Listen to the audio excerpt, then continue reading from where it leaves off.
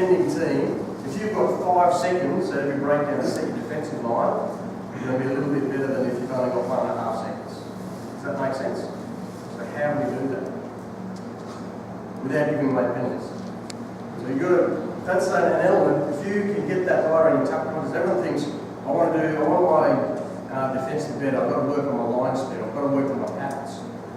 Also, you've got to always remember how much time are you giving yourselves to get set. It's really easy to get great line speed. You know what it's like. If there happens to be a slow breakdown, the players have got that little bit more time to see who's on either side of them. Yeah, have a look up, right? Then when you get off the line really quick. What you've got to try and be able to do is coach the skills in the tackle contest to give yourself those opportunities as often as possible. And I reckon it's an area of the game that we just don't concentrate on that too much. We're all pretty tight poor. I imagine most coaches here would be coaching their teams twice a week maximum. You'd be surprised, besides economic TSS, they've got a couple more TSS a week. Yeah, about 11. They're lucky enough to do it. But most of us are pretty time poor, aren't we? So we've got to find that balance of everything. But we're just really, hopefully after this presentation, you can see there is a pretty important part of the tackle contest area that you can emphasise as well. And we'll talk about it more out on the field, in the practical part of it. At the end of the day, you can always be practicing attack and defence at the same time. I think that's another area where we fall down as coaches. We seem to focus on one part of the game, forget that we can actually design activities that actually work on both parts of the game. Alright, so that's what I mean by a defence perspective. I'm not sure how many of us actually coach it pretty well at the moment. So a bit of terminology-wise, the referees will always use this term, the tackle assist. So it's assuming that one man's already made the tackle, and it's the second person coming in, the tackle assist. I would have heard that if you listen to commentary in Super Rugby games, especially the referees like to throw that term. So, as I said, it actually is very important to understand the referee's perspective to start with. There's a lot of things coaches probably tend to think that they're correct and the referee's wrong, but never know we have to work with them. So what I was I'll go through in this session, we'll look at the current trends in the game, what we want or expect. I'm interested to know if you've got some clear ideas on what you want or expect from a defensive point of view, and then how to train it. As Murray said, we've got the under 17s, we're keen to go and bash the slide out of each other out there in the line. Fair chance you can do that too, so make sure you warm up first, don't worry.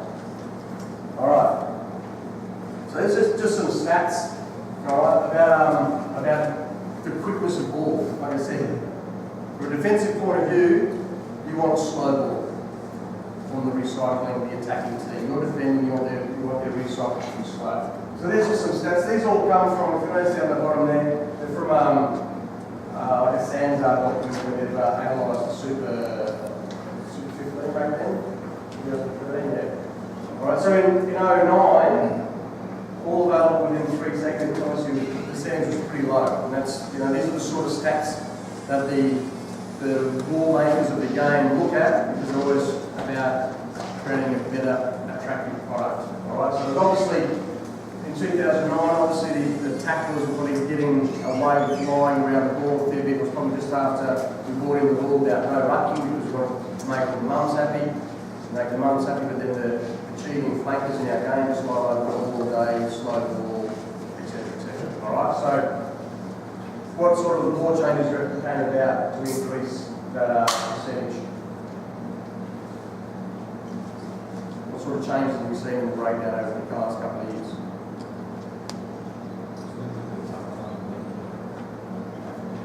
Exactly, roll away. How often do you see that now? Tackle, roll away. And sometimes I feel sorry for them. They've got a great legs tackle, they're down on the ground, and it's another cunning ploy. They're riding attack supporters by land on top of them and trying to keep their body in there. All of a sudden they get penalised for rolling away, and they have a green total of about 0.32 of a second to make a movement. They didn't do it, bang, penalty, tackle not rolling away. So that's obviously that main percentage up there, where the referees have become hard on these areas. The tackle not rolling away, and the other main defending penalty is that one that's flashing there, the tackle assist. Alright, so what sort of things can a tackle assist player get penalised for? Exactly, no clear release. Alright, so you've ridden them to ground. It's a very technical thing because one of your hands actually might be on the ball and you just want to hang on to it to try and slow it down. The law is you have to give that clear release. That was another one of the laws that came in to sort of help the attack speed up the breakdown and help get more quick recycling balls so there's more play in the game. So that's the big one, is the tackler with a clear release. Alright. So with those sort of law changes, we've got to adapt as coaches as well. So when we start telling our tackle assist players to do. Well, these are the things that the referees are looking for in order to reward a defence. Right, so keep on thinking from a defence point of view. Anyone here in the room at the moment, raise your hand if you're in a coaching structure where you are in charge of defence, you're the defence coach. 1, 2, 3, yeah. So this will be really easy for you, just thinking from a defence point of view all the time. What are you looking for in defence all the time? Alright, so these are the things the ref looks for. The ball carrier is isolated or the support is slow. So basically it's about winning the race. Alright, if your first arriving defenders are there before the first arriving attackers, you're in a pretty good position. The other one we just talked about there is that tackle assist, giving a clear release. So they want to see hands up and off the player before you can have a go back at the ball. Alright. The player who has his hands on the ball actually trying to win the ball, win the turnover and lifting the ball up.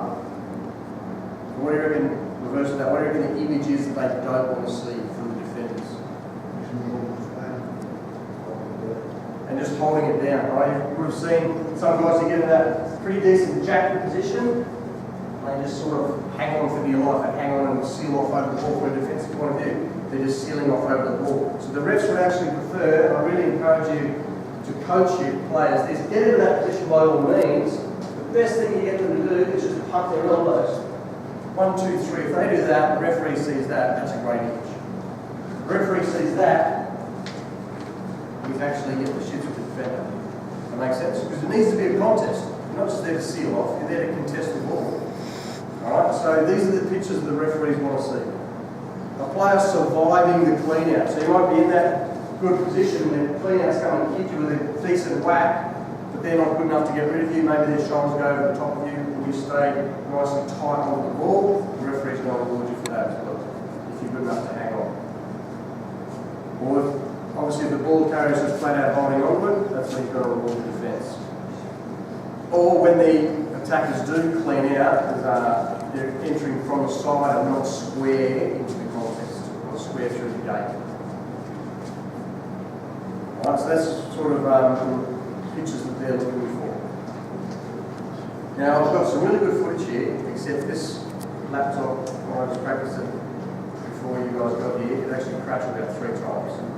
So I'm not going to run the risk of it, but just each one of these clips, you see the sort of headings that they're going through there. These are videos that the referees put together at the end of the 2013 Super Season, going into the 2014 Super Season, and they send it around everyone saying, these are the sort of things that they're looking for. So I really wish you could see it all, but I really don't want to run the risk of the whole thing crashing and takes ages to do it up again.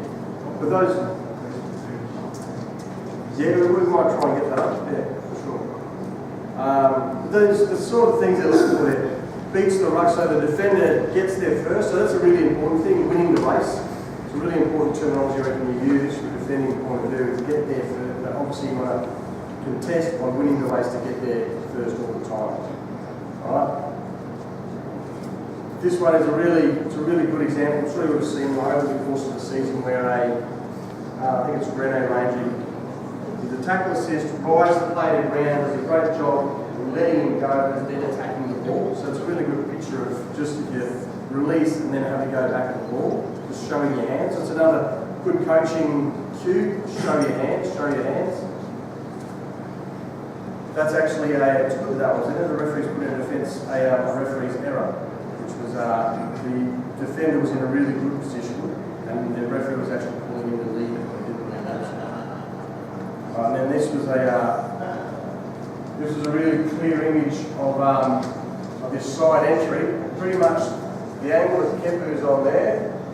This bloke gets tackled and he sort of stays at that angle and just dives in virtually directly on the side, right angle to the gate. It's a really clear image and it's pretty easy decision for the referee to make. But like I said, we're at risk of crashing the presentation. I want to move those videos up. From a negative point of view, what a referee's looking for. A player isn't supporting their body weight. Alright, if you want to just get a couple of two players out to demo this. It's not that hard. Well, you have to lie down on the hard floor. Let's go to 22. So let's just say you're running this way, you're attacking, you're speed attacking, so on the ground, pretend you've got a ball there. This goes so like the defender. Perfect, yeah, that's it, nice long place with the ball. So what the referee does see that image of not supporting the body weight. So he's in a pretty good position here, but just goes and puts his hands all the way forward there. Alright? Sort of looks like he's trying to get at the ball, but at the end of the day, he's not supporting his body weight on his feet. He's on all fours. Right? Reaching over like that. I know some players like to reach over like that to begin with, and then when the attacking clean out comes and gets onto him, if there was a ball there, you try to scoop up the ball, and with that pressure from the attacking clean out, actually scoops the ball back. If he's got his hands over, if the hands, this is what we got told the referees look for, take those, nice and simple. What the referees look for, if the hands are past and on the grass, that's an image they don't want to see. Alright, so you've got to be going hard at the ball and be in a balanced position rather than just diving over and letting your hands stop you from actually collapsing onto the ground. Alright? These are things they don't want to see. As I said there, they get past the ball and then when they clean out hits and they scoop the ball back. That's, again, a really good video. Anyway. So, just quickly, we won't worry about breaking or workshop or anything. I just want to pose a couple of questions to you. We did have 3 defensive coaches in the room, so you guys can answer first. So what are you looking for from your tackle assist, and how do you measure what your tackle assists do in your game? Any defensive coaches want to go first? Win the ball. Yeah, so turnover, jackal. Yeah. So you're obviously measuring that. Yeah. So you're measuring time.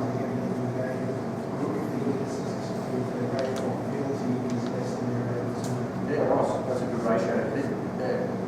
Most number 7s usually have a figure in their head before they start the game, don't they? Yeah, fair enough.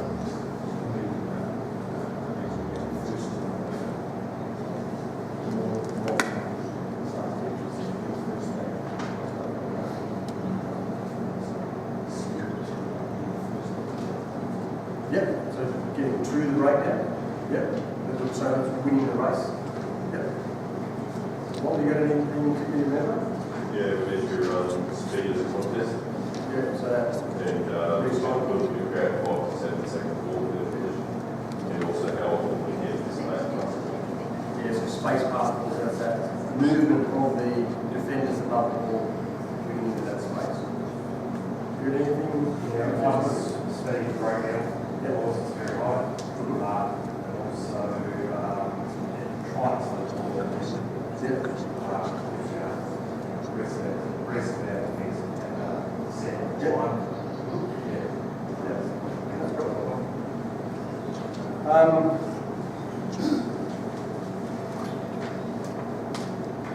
just give an example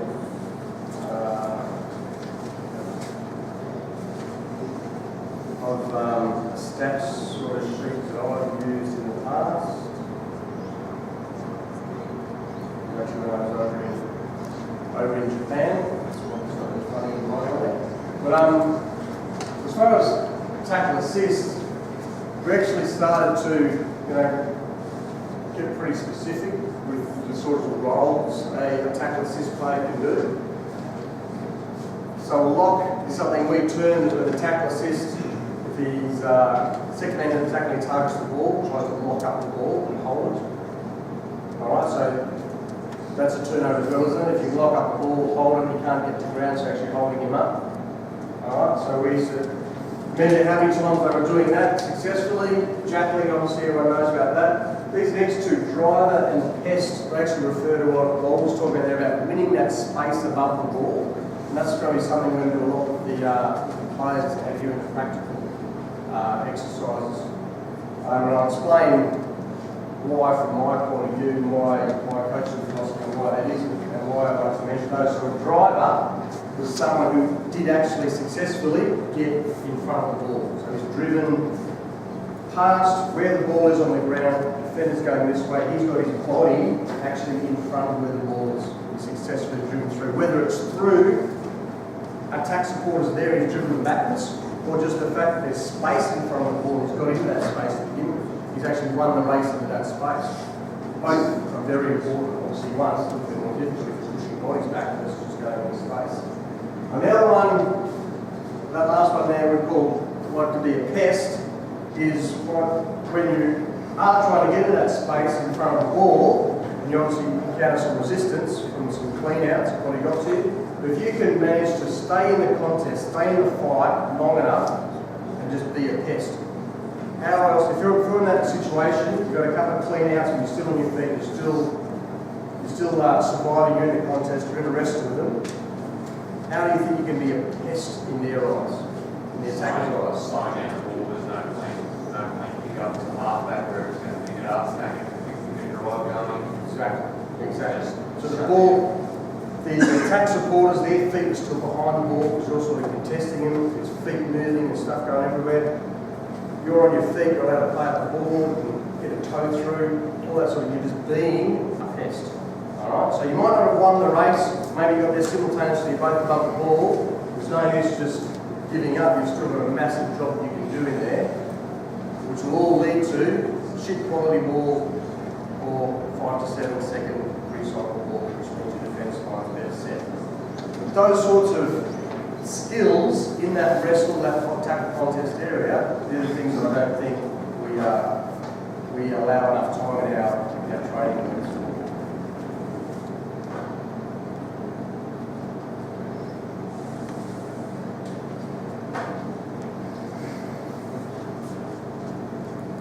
Anyone else got any thoughts on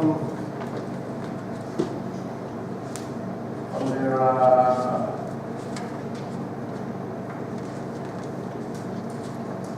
on what they want their tackle assist players doing? Does that all make sense so far? Your tackle assist is going around, you're just going around, you're up to 14 players, you set their position, they get their kick and slows it down, and if this time does nothing, you're going to have, you're either going to be back from the defence or you're going to be holding your defensive positions better. Yeah. So he's basically your key man to set the next phase and rephase it afterwards. Definitely, yeah. And it really, like I said, it just allows you to have a much more aggressive defensive line the more time they've got. 100%. So there's some current habits I think that our tackle assist players have. Right, first of all, they actually join the tackle too passively. What do you think I mean by that? So you're the second man coming into a tackle. I reckon a lot of the players do it too passively. Just share grabbing there. It's will help with their tackler out. 100%. Yeah. Shirt grabbing is a good way to put it. Because I think most teams have probably got a first tackler, low tackle focus, so they might stop the momentum of the ball carrier. And that second tackler comes in and he's like, first part of him that touches the ball carrier's fingertips, he's trying to push him or shove him or just wait till he goes down. We've got this real mentality this way, mate. The whole game's played on the ground, so even from a defensive point of view, players might actually throw the ball carriers down and then try to have a jack with the ball, because they think that's the best way to contest the ball. That was an interesting point. One of those referees documents, if the ball carrier is advancing and the attack assist is passive, they're always going to give more advantage to the team going forwards. So if you're actually being passive as a tackle assist, and that the ball carrier is there, you actually join in, you sort of you lead him to fall forwards, then you're actually you're not in a position of power. Yep. It's interesting what they do at the moment, that the second tackle assist joining the tackle at the same height as the first tackle. So it's basically, Yeah, like a low situation. you're off like high. Yeah, well, high means the legs keep going half the time, and low means the ball's always available. I watched some footage. Well, we can fuck his both up without his nose, even launching it across his face because they had low, two heads came out. That's another reason they don't want low. They want either side, heads came around. Smash. I reckon another current habit is our tackle assist. They're just looking at jackal all the time. I don't know if the players know that there's other, I've added that stat sheet, there is other options for a tackle assist to be doing. Looking to win the space in front of the ball, looking to be a pest. Because a lot of times, if a player is so focused on jackling all the time, how many times do you hear the referees like, release it, let it go, keep your hands out, and then it becomes a penalty risk again. Well,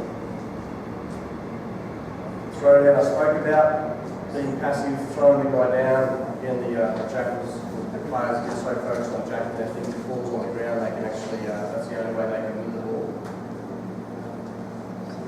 And I don't want to discourage jackling, but I just reckon blokes are really good at jackling will continue to do it.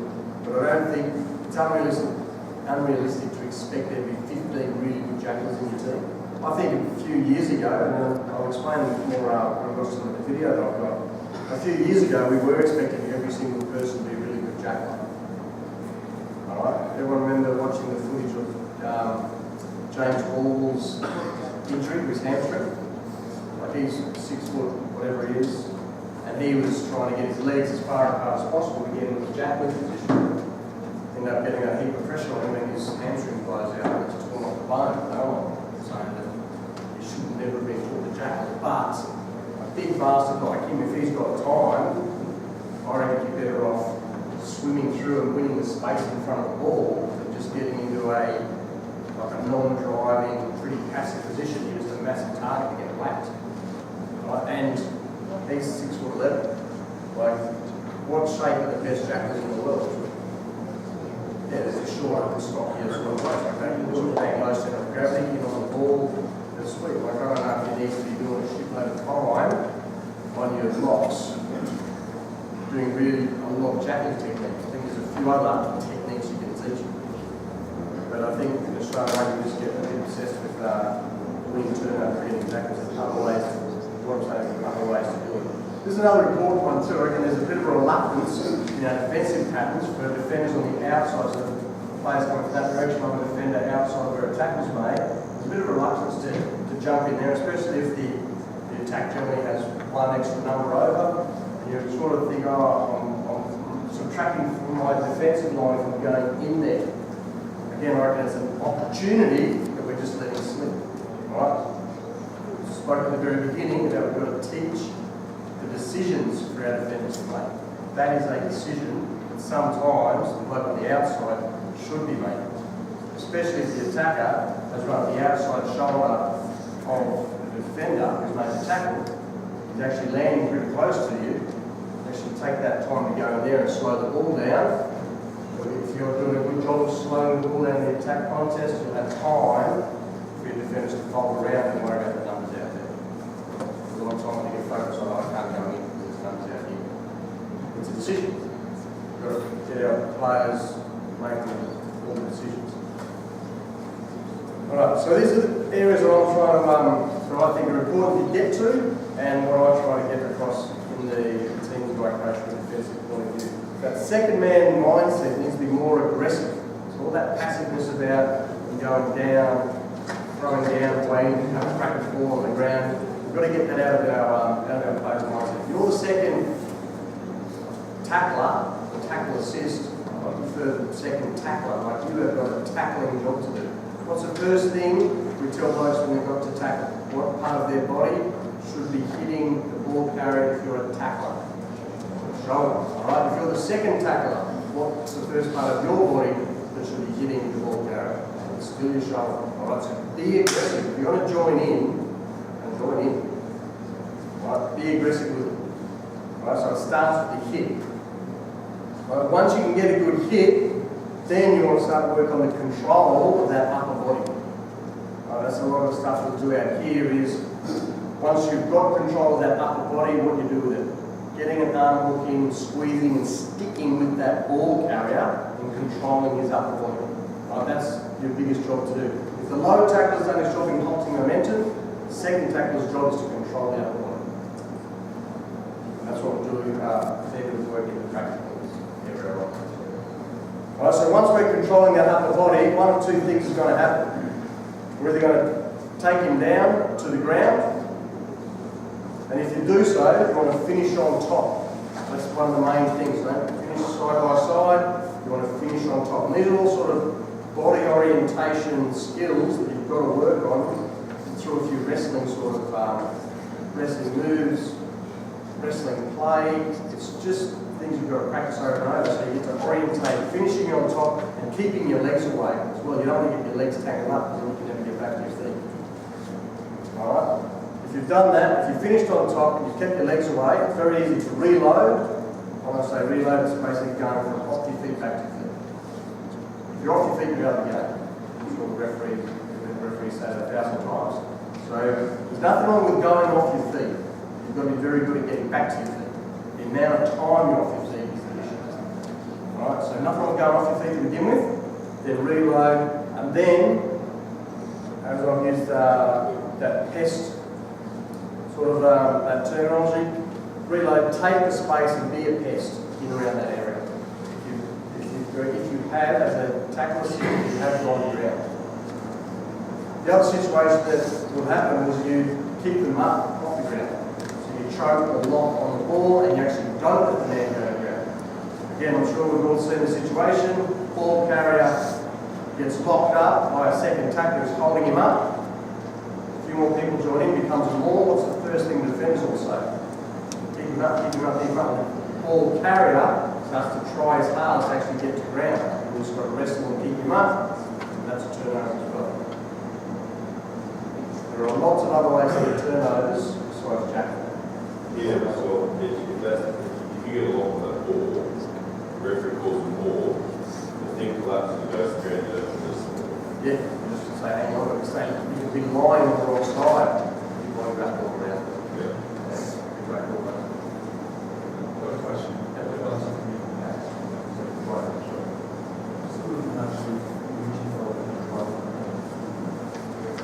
Defense, like a clean out. So an attacking player, you reach from them, just coming through. I don't think it's there.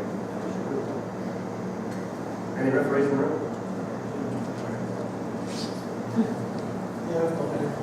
Yeah. What do you guys say?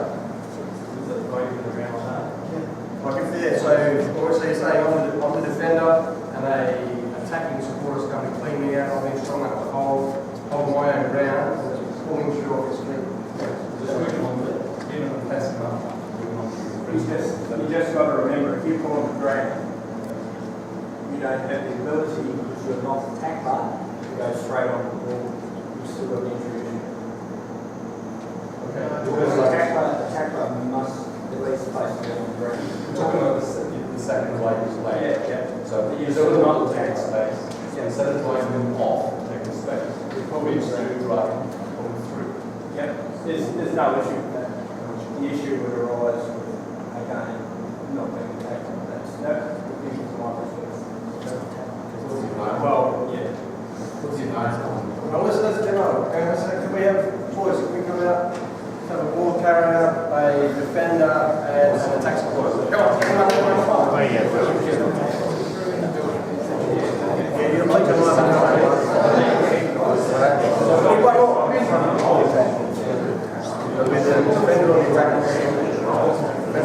Right, so we've got a defender here. Our attacker's coming to clean out. You're saying, so what do you do?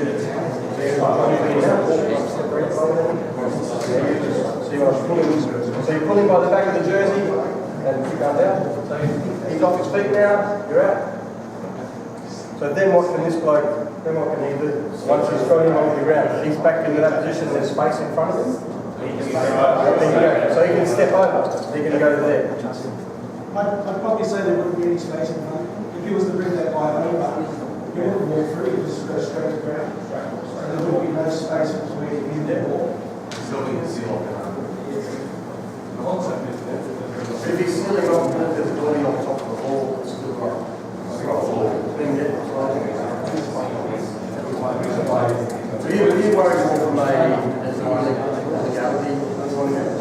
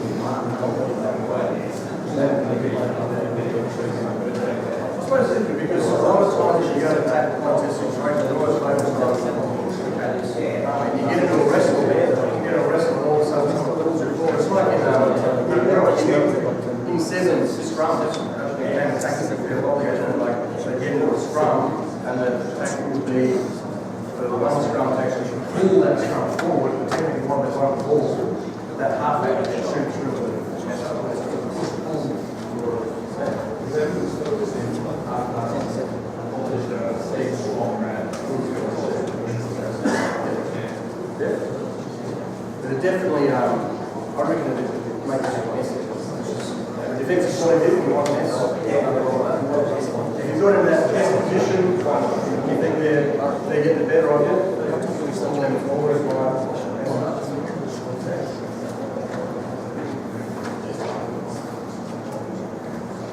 Alright, so like I said, that was the sort of the observations I made of what the current trends were, what I think we need to do about it. A couple of things that I've seen through my rugby experiences and different places I've been coaching. I remember the Wallabies introduced wrestling coaches in the late 90s. That bloke was a cage wrestler, Chris Hazy, actually a Brisbane-based bloke, and yeah, he was really interesting background. I know MMA is massive now. This is over 10 or 15 years ago. He was doing that sort of fighting in Japan and America back then. And he certainly taught the players a few things just about that, the push-pull mechanics. Yeah, so it's been around for quite a while. Also, I was in charge with the National Academy in 2013 in Sydney. We used a fellow named Brett O'Farrell. Again, he's actually based in Queensland. He played a bit of NRL for the Melbourne Storm. And he ended up being a tackling technique coach when he finished his career, and he actually took up the sport of wrestling. Like, Greco around and beer type on that. Turned up in beer type on that. But he was quite good. Like, he's the guy who went from rugby league and then started the sport of wrestling. So he started to use those sort of things in the tackle technique stuff. And then, like I said, he was a league player. But all these coaching staff at the time sat down with him and talked about sort of techniques and movements that are important in rugby. And he came up with a few sort of wrestling drills that we experimented with the National Academy, and there's a bit of footage of this. Bumper, yeah. So Bumper sat down with Dumper and they came up with a few things. But the main focus was all on that tackle assist second handing. The actions in the tackle, the actions after the ball carries on the ground. We'll have a look at a couple of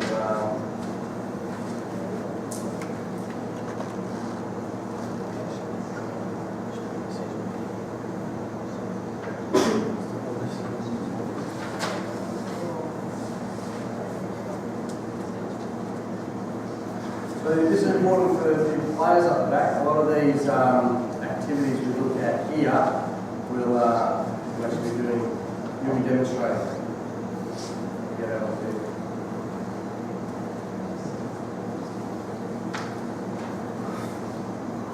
So this is very simple to start with. I was just a low tackle to reload. That was a pretty ordinary effort from that bloke. Let's look at a couple of efforts of it, and I'll just talk through what I think the most important thing is. Oh.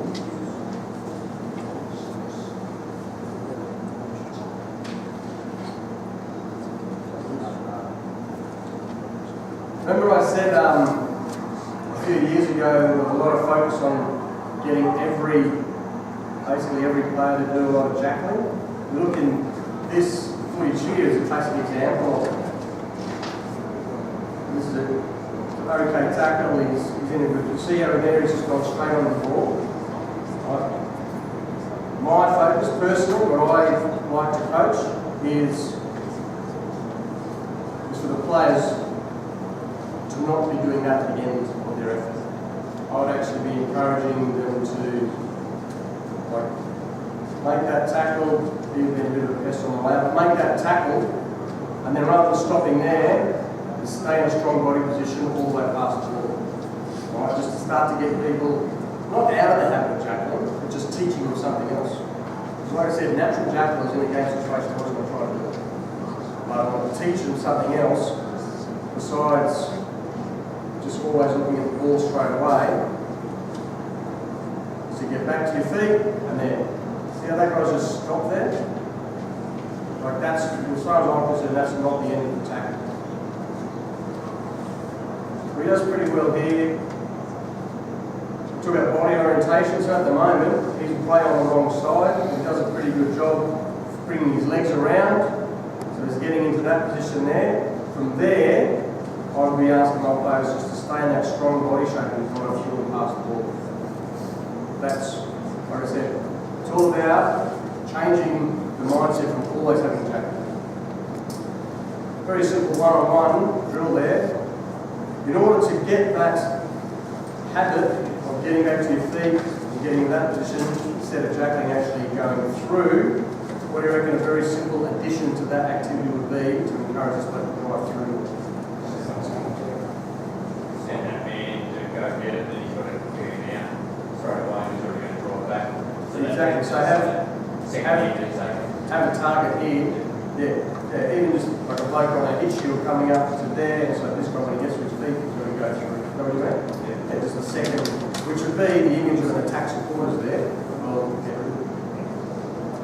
That's like I said, so that's very simple to do, beginning with that low tackle technique, swinging your legs around, getting to your feet as quick as possible, and then being back in the game. It's a really important skill. Start looking here more at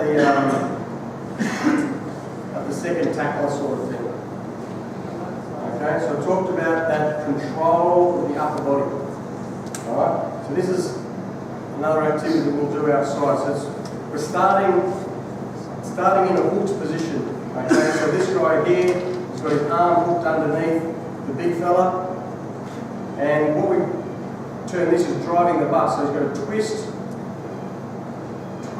and land on top. Like I said before, it's important to land on top, important to have your legs clear. Alright, so you can land on top and your legs are clear. He's done a very ordinary deal there, but it's that getting in front of the ball here. Alright? So we start in that really close position, but we've made a shoulder kick, we've put our arms through, we learn what that feel of controlling the upper body is. Once you've got control of that upper body is, you can control it so you land on top of it. And then you can be more aggressive on getting through. Another couple of examples. This kid does that very well, except he just stops. A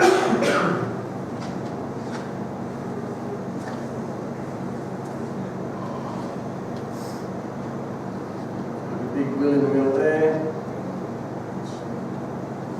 They're just in that learning phase. They're not really popping real quick and getting through. That's the sort of level we want to get to. But at the beginning, it's all about that little exercise there, starting with one arm through on the back, learning what it feels like to control their upper body.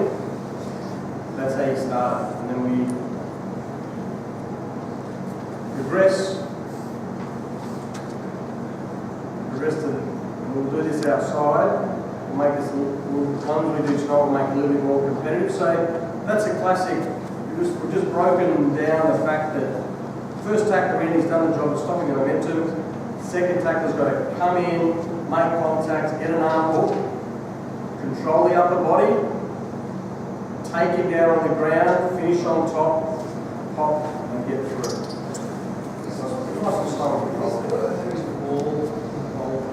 Yep. Because I look at that being no ball. I always something like this, if you stop the attack going forward, the very first thing you should be doing is target the ball. Yeah, that's right. I think in the early stages of learning it, it was easy, just less messy, to not have the ball in there, but we definitely have the ball in it. Yeah. Because it's just, it's a target. Yeah. So you're sort of controlling the upper body, but you're also putting the footy too, to snap up the footy. Yeah, and it helps to, what we say, gain a lever as well, because if you've got the ball under your arm, your elbows away from there, and actually, as soon as you lift the elbow away from the ball, that creates reactions as well. So yeah, but in the early stages, the thing with not having the ball is it really gets the body not close together, so you can get hooked in really tight, you can really feel how you control the body. Obviously, you'd like to get that tightness when you actually start moving each other based on what you did. We do have the ball in shooting it. So again, so all this is, there's some great things in this play.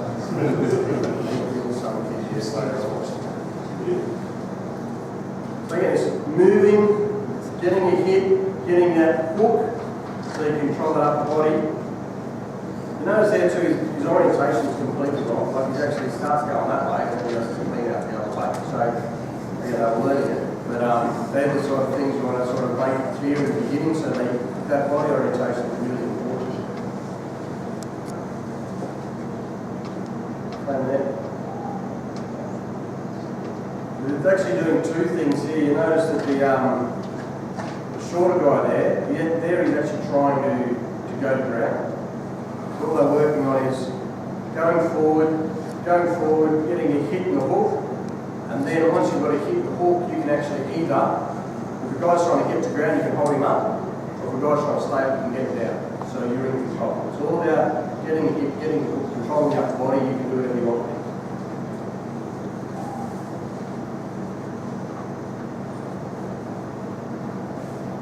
Notice the progression here. You slowly build up, so there's more and more speed.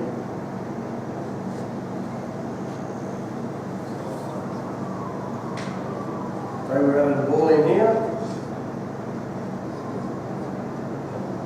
They're doing that same thing where they get a good. It's already smashed, by the way. They're doing that thing where they get a good hook. So the first thing we're telling the ball carriers here is after contact, there's a hook on. Ball carrier's got to try to get to ground. We've got to hold them up, and then they're allowed to take it to ground. So they're in control. So you're controlling both situations. They do. These guys here do it quite well, and these guys here do it quite well. Good hit. He's obviously holding up there.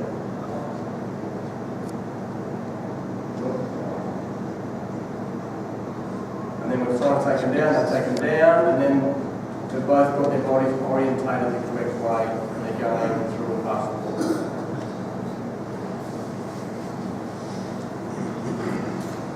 See the sort of progression.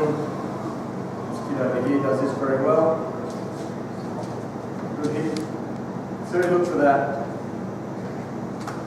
So we've got one arm hook through there already.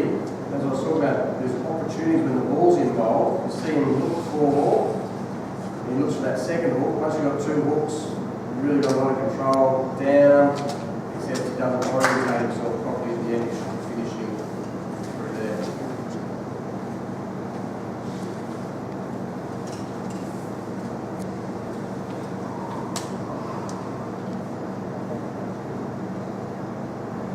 Guys in the foreground are good here.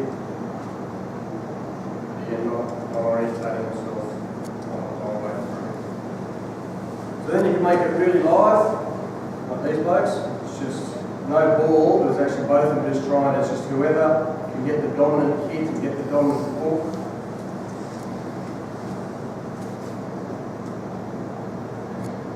takedown. So it's either one can take down, you just got to try and orientate yourself so that you're on top. This is a good example, this one here. Good dominant here, but then that bloke actually ends up on top. So just rest it. You know, we've got to learn how to learn that feel. Just to go quite nicely. Then, so you give it to the bloke who ends up on top. Does that all make sense? So we're going to do a lot of those over there. And then we'll finish, we'll build it up to a little bit of a game-like situation with this 3-on-3 sort of scenario.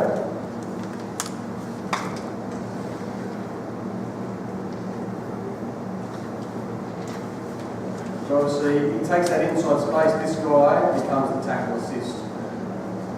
You look at how passive he is there. Like I said to you before, in this session, I'm teaching all the players to jackal.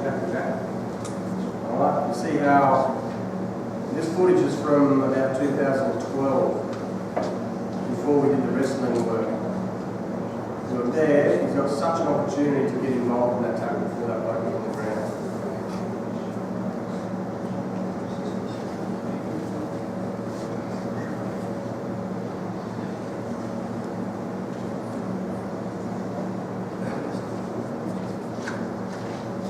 You obviously add in a attack support as well, so it becomes ends up being a 2-on-2 contest. A good example here of he attacks the ball and he chooses to hold him up. He does a pretty good job. Very messy, very slow, that is it. That's what we want.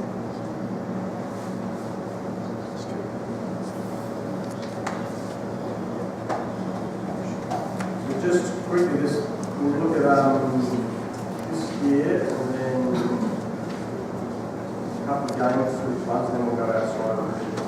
Alright, so it's important we can talk about tackle assists as much as we want, but actually it's got to fit in your defence system. Right, as that last little activity showed there, it's really important that the defenders on both sides of the tackler are able to react. Right, so if this is a breakdown situation, the ball carrier goes straight or on the inside line, or the inside defender needs to join in. Likewise, if you take that overs line, it's actually out.